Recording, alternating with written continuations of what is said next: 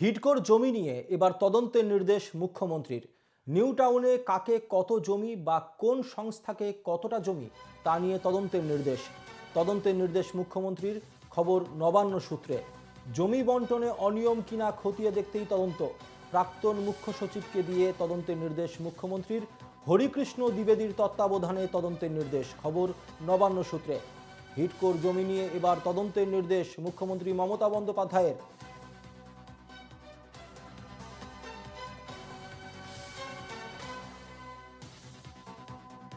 দীপঙ্কর মণ্ডল আমাদের প্রতিনিধি এই মুহূর্তে আমাদের সঙ্গে রয়েছেন। দীপঙ্কর, হিডকোর জমি নিয়ে তদন্তের নির্দেশ দিয়েছেন মুখ্যমন্ত্রী মমতা বন্দ্যোপাধ্যায়। কি বক্তব্য উঠে আসছে, কি জানিয়েছেন মুখ্যমন্ত্রী এবং কোন কোন বিষয়ে অভিযোগ উঠে আসছে?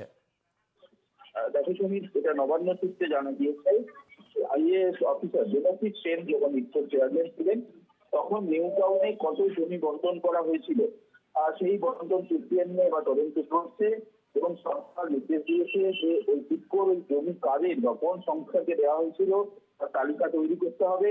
জমি বন্টনে কোনো অনিয়ম হয়েছিল কিনা তাও দেখা হবে এবং এই তদন্তের ভার দেওয়া হয়েছে রাজ্যের প্রাক্তন মুখ্য সচিব বর্তমানে মুখ্যমন্ত্রীর উপদেষ্টা হরিকৃষ্ণ দ্বিবেদীকে। শুনুন। পাশাপাশি আমরা যেটা দেখতে পাচ্ছি দীপঙ্কর, যে যেটা মূলত কাকে কত জমি বা কোন সংস্থাকে কতটা জমি দেওয়া হয়েছে তা নিয়েও কিন্তু তদন্তের নির্দেশ দিয়েছেন মুখ্যমন্ত্রী। একদম, দেখো এই যে রিপোর্ট তৈরি হবে এটা সরাসরি মুখ্যমন্ত্রীর দপ্তরে জমা পড়বে।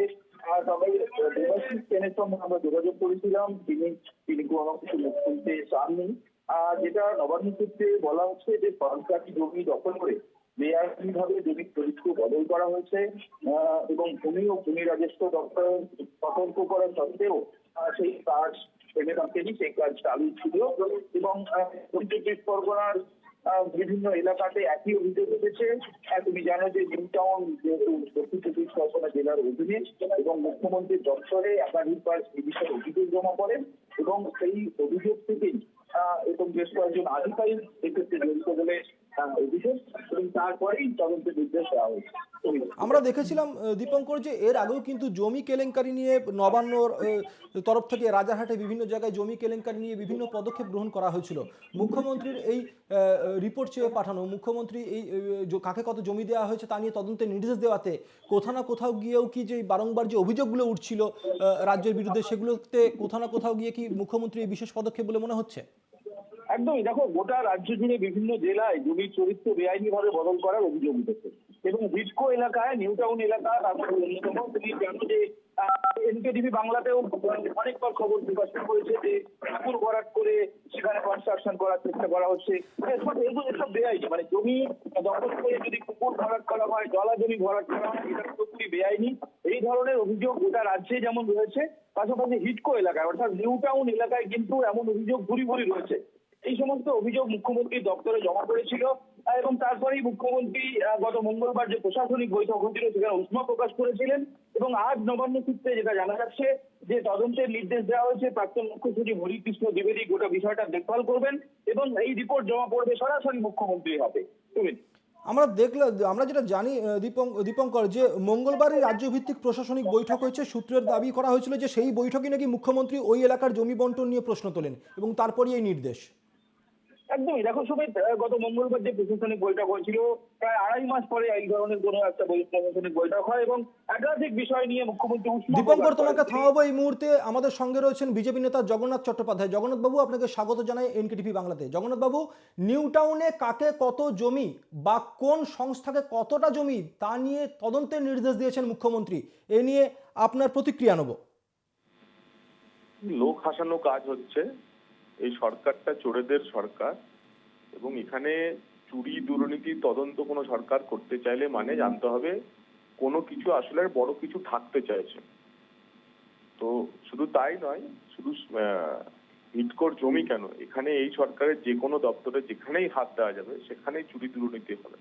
তো পুরো সরকারটা নিয়েই একটা তদন্ত হওয়া দরকার এবং সেই তদন্ত যদি রাজ্য সরকারেরই কোনো এজেন্সি করে তো সেই তদন্ত করা আর না করা সমান। জগন্নাথবাবু, বারংবার তো আপনাদের তরফ থেকে এই অভিযোগ করা হয়েছিল যে শুধু রাজ্যের বিভিন্ন জায়গায় জমি নিয়ে কেলেঙ্কারির অভিযোগ করা হয়েছিল আপনাদের তরফ থেকে, কিন্তু মুখ্যমন্ত্রীর যে এই উদ্যোগে তো মুখ্যমন্ত্রী নিজেও চাইছেন যদি সত্যিই কোথাও কোথাও কিছু দুর্নীতি হয়ে থাকে তাহলে যেন সেটা সামনে আসে। বেড়ালকে মাছ বাঁধতে দেওয়া আর মুখ্যমন্ত্রী তদন্ত করানো একই বিষয়। যদি তদন্ত করাতেই হয় তাহলে নিরপেক্ষ কোনো সংস্থা দিয়ে তার তদন্ত করানো উচিত। রাজ্য সরকারের কোনো 14 বছর ধরে সরকার চলছে, আপনি দেখেছেন যে দুর্নীতির মামলায় এখনো পর্যন্ত এই সরকার কাউকে গ্রেপ্তার করেছেন?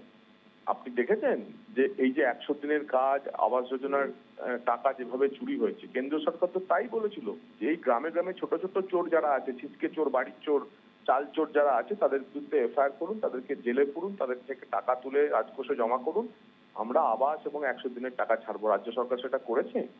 তো যার ফলে চুরি দুর্নীতির সঙ্গে সরকার সম্পৃক্ত হয়ে আছে এবং এই কাজ যদি যে কোনো তদন্ত এখানে বেড়ালকে মাছ বাঁচতে দেওয়ার মতো, তো বেড়াল তো মাছ বেছে কাঁটা বাঁচবে না, বেড়াল মাছটা খাবে। তাই দুর্নীতিকে ঢাকার জন্যই হচ্ছে এই তদন্ত। ধন্যবাদ জগন্নাথ বাবু। আমাদের সঙ্গে ছিলেন বিজেপি নেতা জগন্নাথ চট্টোপাধ্যায়। আমি আবারও যোগাযোগ করব আমাদের প্রতিনিধি দীপঙ্করের সঙ্গে। দীপঙ্কর, আমরা দেখতে পেলাম বিজেপির তরফ থেকে যেটা বলা হচ্ছে, যদি তদন্ত করাতেই হয় তাহলে নিরপেক্ষ কোনো সংস্থাকে দিয়ে তদন্ত করানো উচিত। দেখো, ভারতীয় জনতা পার্টি রাজ্যের বিরোধী দল, তারা কেন্দ্রীয় এজেন্সির দাবি আগেও তুলেছে এবং এ বিষয়েও তুলছে। সেটা নিয়ে এনকেটিভি বাংলার কোনো বক্তব্য নেই। তবে একথা বলা যেতে পারে যে প্রচুর অভিযোগ উঠেছে জলা জমি ভরাট করে বেআইনি ভাবে জমি চরিত্র বদলের, এবং শুধুমাত্র নিউ টাউন নয়, রাজ্যের বিভিন্ন জেলা থেকে এমন অভিযোগ এসেছে। মুখ্যমন্ত্রীর দপ্তরে যে মেল আইডি দেওয়া আছে সেখানে অভিযোগ জানানোর ব্যবস্থা আছে, এবং এভাবেই কিন্তু বেশ কিছু অভিযোগ এসছে মেলের মাধ্যমে মুখ্যমন্ত্রীর দপ্তরে। বেশ, আমরা এই খবরের দিকে আবারও পরে মুখ্যমন্ত্রী নজর রাখবো দীপঙ্কর। আপাতত তোমাকে ধন্যবাদ। আমাদের সঙ্গে ছিলেন আমাদের প্রতিনিধি দীপঙ্কর মণ্ডল।